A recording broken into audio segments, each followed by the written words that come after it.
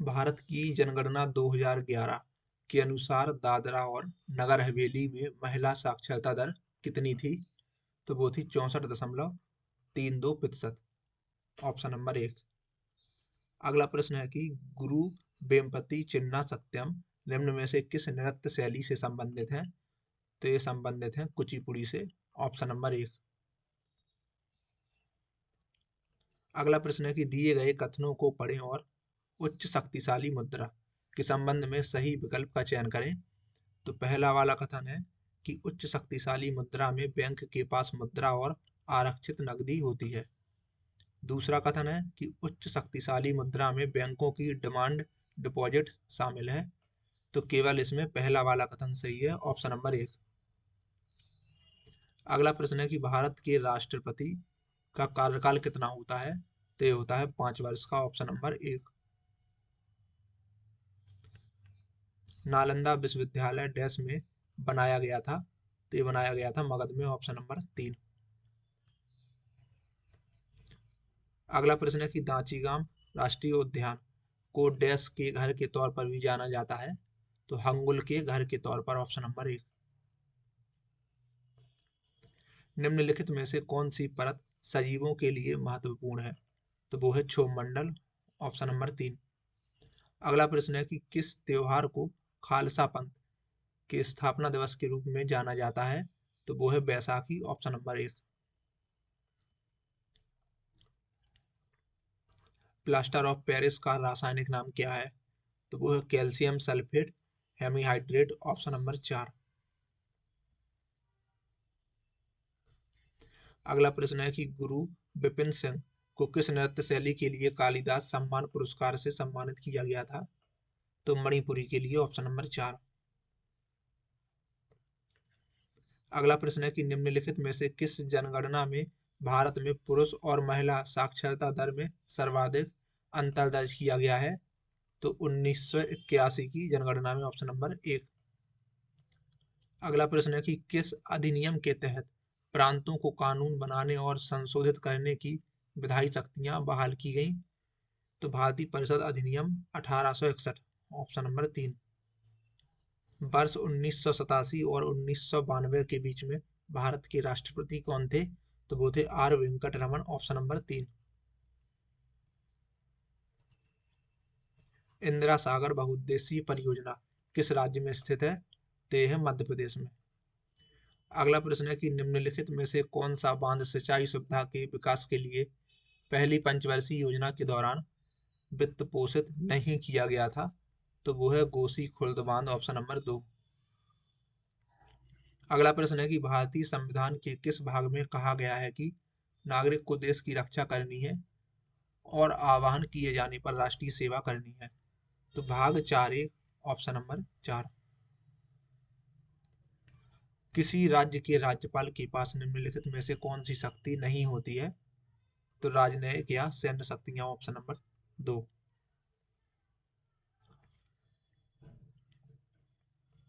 अगला प्रश्न है कि डैश किसी उद्देश्य की प्राप्ति के लिए परिसंपत्तियों की बिक्री से संबंधित उपाय को संदर्भित करता है? तो परिसमापन। ऑप्शन नंबर तीन।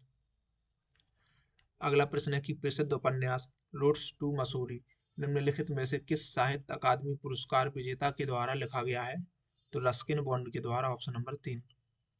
अगला प्रश्न है कि doctor Karni Singh shooting range dash में स्थित है? तो यह है नई दिल्ली में। साइटो पंजर का कौन सा अंग लगभग 25 नैनोमीटर व्यास वाली दृढ़ खोखली छड़ें हैं जो कि तरकु तंतु बनाकर कोशिका चक्र में महत्वपूर्ण भूमिका निभाती हैं? तो सूक्ष्म नलिकाएं। ऑप्शन नंबर दो।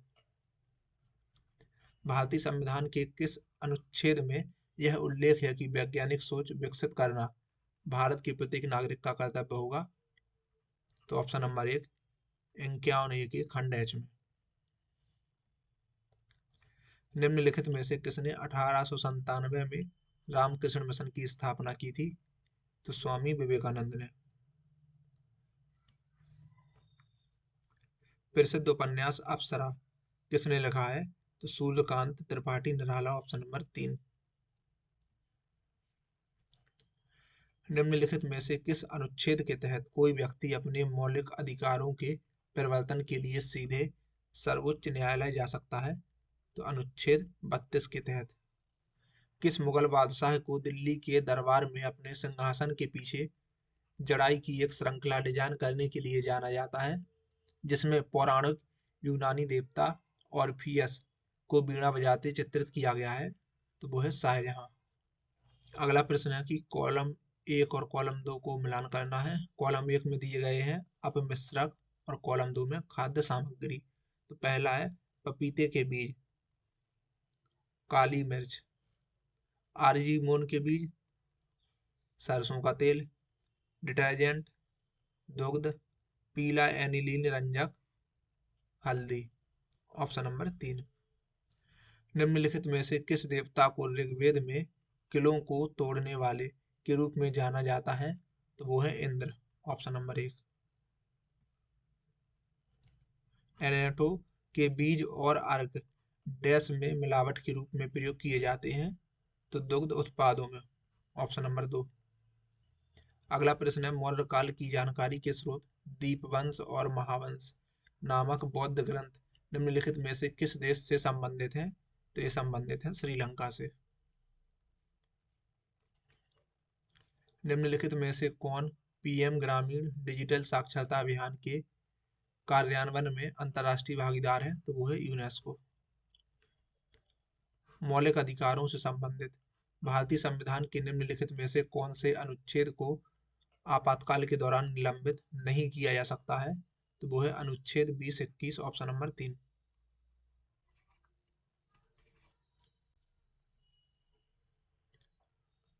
चौथी पंचवर्षीय योजना के दौरान बैंकों के राष्ट्रीयकरण की प्रक्रिया पूरी हुई। इस अवधि में कितने बैंकों का राष्ट्रीयकरण किया गया था? तो 14 बैंकों का। Option number 3।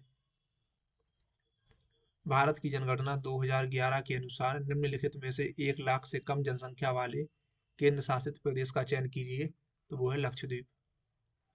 जूडो में शब्द चुई का अर्थ क्या होता है? तो हल्की पेनल्टी। Option number 1। निम्नलिखित में से किस वर्ष में वर्नाक्यूलर प्रेस अधिनियम पारित किया गया था? तो ये पारित हुआ था 1878 में। Option number 2। निम्नलिखित में से किसने कहा कि रजिया दिल्ली सल्तनत के सुल्तान के लिए अपने सभी भाइयों से अधिक योग्य और निपुण थी? तो Minhaj e Siraj. Option number 1। Dash ने अकबर के शासनकाल का 3 खंडों का इतिहास लिखा, जिसका शीर्षक अकबरनामा था? तो ये लिखा अबुल फजल ने। Option number 4। अकबर के दरबार में उस नवरत्न की पहचान कीजिए जिसने हिंदुस्तानी संगीत की शास्त्रीय विधा के विकास में महत्वपूर्ण भूमिका निभाई। तो वो है तानसेन। माइक्रो फाइनेंस के लिए 1999 में भारत में सहायक नीति और नियामक ढांचे से संबंधित टास्क फोर्स किसने गठित की थी? तो ये की थी नाबार्ड ने। Option number 1। भारत ने हॉकी में अपना पहला ओलंपिक स्वर्ण पदक किस वर्ष में जीता था? तो ये जीता था भारत ने 1928 में।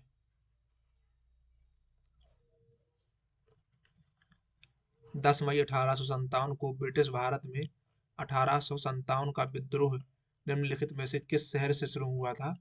तो ये शुरू हुआ था मेरठ से। वर्ष 1855 में पहली जूट मिल डैश में स्थित रिसड़ा में स्थापित की गई थी? पश्चिम बंगाल में। Option number 2। निम्नलिखित में से किस निकाय ने प्रतिस्पर्धा अधिनियम 2002 के विभिन्न पहलुओं पर ध्यान दिया? तो भारतीय प्रतिस्पर्धा आयोग। Option number 4। 1952 में अमेरिकी आणविक जीव विज्ञानी जोशुआ लीडरबर्ग के द्वारा जीवाणु कोशिकाओं में निम्नलिखित में से क्या पहली बार पाया गया था, जिसे उन्होंने प्लाज्मिड नाम दिया था? तो प्लाज्मिड। Option number 1। कौन सा अनुच्छेद सर्वोच्च न्यायालय को किसी भी पूर्व संवैधानिक कानून के तहत संघीय अदालत के अधिकार क्षेत्र और शक्तियों का प्रयोग करने का अधिकार देता है? तो वो है अनुच्छेद 135। Option number 1। अगला प्रश्न है कि डैश सरकारी प्रतिबंधों में छूट को संदर्भित करता है? तो वो है उदारीकरण। बंदी प्रत्यक्षीकरण न्यायालय के द्वारा जारी आज्ञापत्र है जो कि निम्नलिखित में से किसे न्यायालय के समक्ष लाने के लिए होता है। तो गैर कानूनी तरीके से हिरासत में लिए गए व्यक्ति को। Option number 3। मौर्य प्रशासन में राजस्व वसूलीकर्ता अधिकारी निम्नलिखित में से कौन होता था। तो वो है समाहर्ता। Option number 1। मुंबई का प्रसिद्ध गेटवे ऑफ इंडिया किस ब्रिटिश सम्राट के प्रथम भारत आगमन की स्मृति में बनाया गया था। तो किंग जॉर्ज पंचम। Option number 4। निम्नलिखित में से किसे गांधी जी ने व्यक्तिगत सत्याग्रह आंदोलन के पहले सत्याग्रही के रूप में चुना था। तो वो थे आचार्य विनोबा भावे। Option number 1।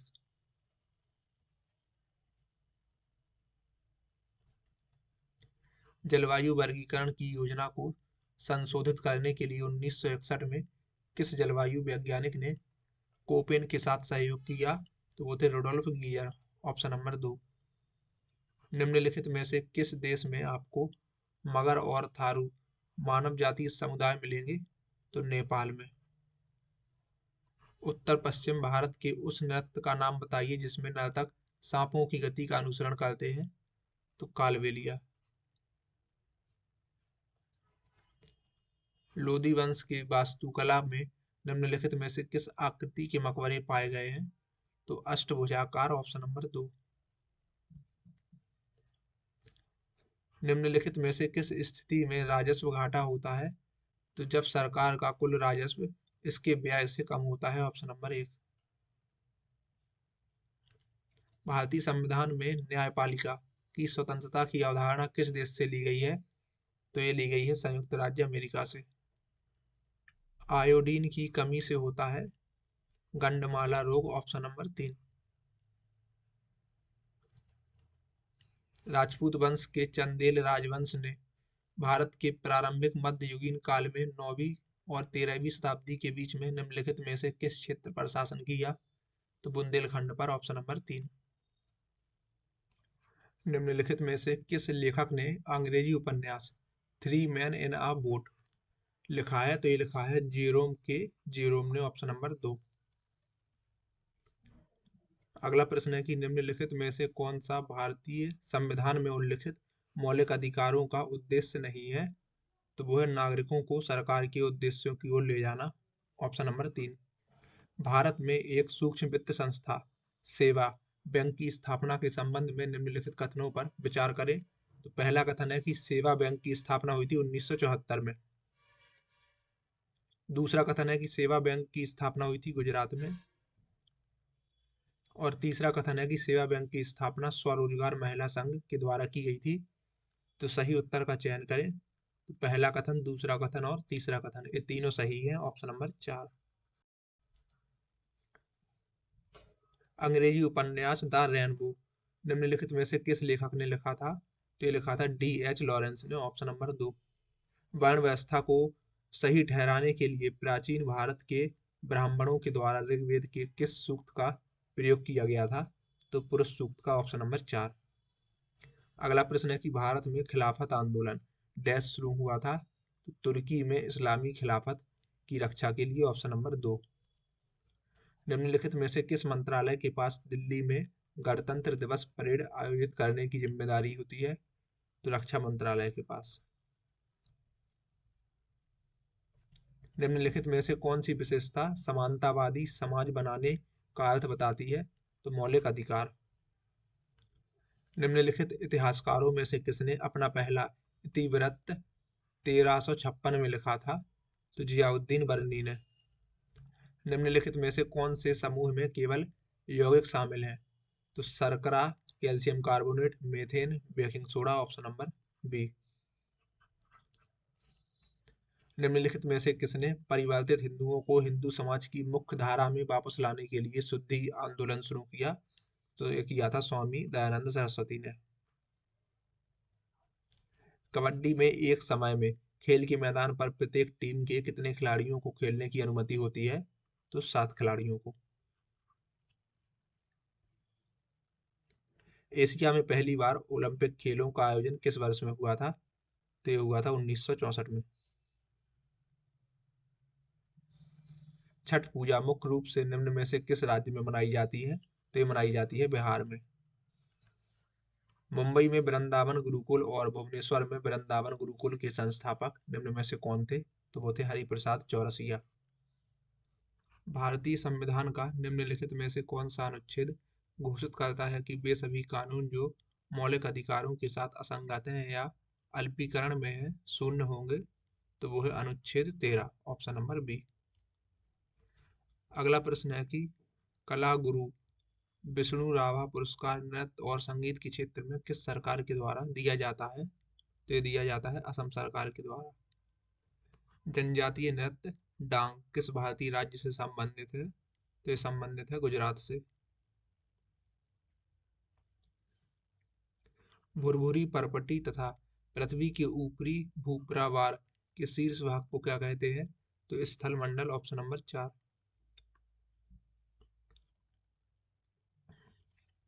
अगला प्रश्न है कि देवा प्रसाद दास, पंकज चरण दास और गंगाधर प्रधान निम्नलिखित में से किस नृत्य शैली के प्रसिद्ध नर्तक थे? तो ये थे ओडिसी के, ऑप्शन नंबर 1।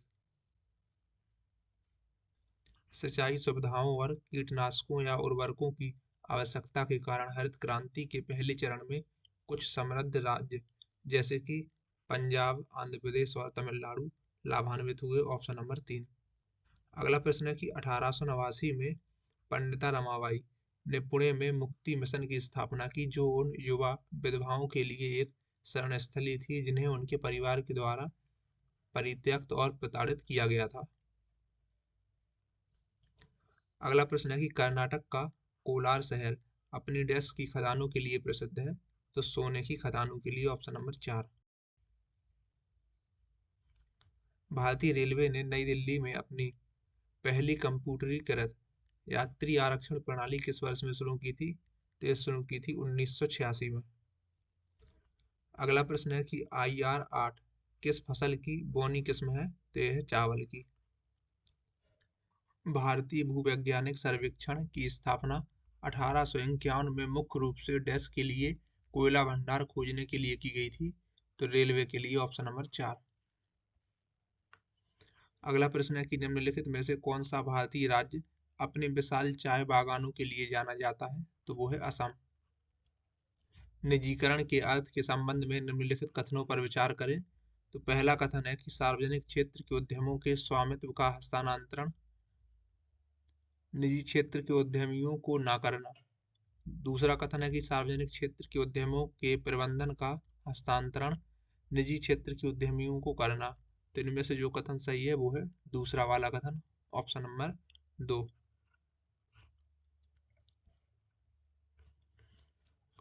वेम्पति चिन्ना सत्यम किस प्रकार के नृत्य के लिए वर्ष 1998 में पद्म भूषण प्राप्त किया था? तो कुचिपुड़ी के लिए, ऑप्शन नंबर 3। भारतीय संविधान के किस अनुच्छेद में यह उल्लेख है कि मंत्रियों के द्वारा राज्यपाल को दी गई सलाह की किसी भी न्यायालय में जांच नहीं होगी? तो अनुच्छेद 163। निम्नलिखित में से कौन सी नीति निजीकरण को बढ़ावा देती है? पहली है विनिवेश, दूसरी है आउटसोर्सिंग और तीसरी है शहरीकरण। तो इसका जवाब है ऑप्शन नंबर 1, केवल ए और बी, विनिवेश और आउटसोर्सिंग। निम्नलिखित में से वह कौन तुर्की शासक था जिसने 1398 में लूट के इरादे से भारत पर आक्रमण किया था? तो वो था तैमूर लंग, ऑप्शन नंबर 3। निम्नलिखित में से कौन सा विकल्प पृथ्वी के अंतरंग का कोई भाग है? तो वो है दुर्बलता मंडल, ऑप्शन नंबर 4।